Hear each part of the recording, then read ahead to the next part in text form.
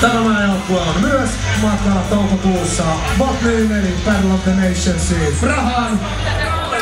Ja he ottavat täällä viimeisiä koeponnistuksia Vatsista ja ottelu käyntiin!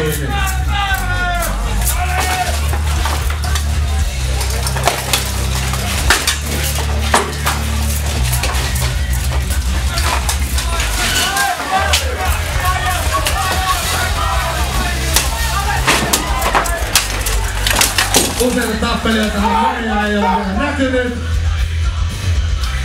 Vielä matseissa. Siellä kypärä irti. Tappelu välittömästi keskeytyy. Tilanne jatkuu 2-1 tilanteesta. Ja jatkuu. Vasen Helsingin.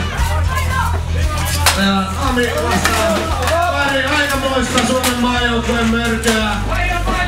Nyt on isoja poikia. Ihan hyvällä itsemurheitolla taktisesti Suomen maajoukkueen kolmoselle. Eero Sammanniemi ottaa erävoiton maajoukkueen kolmoselle.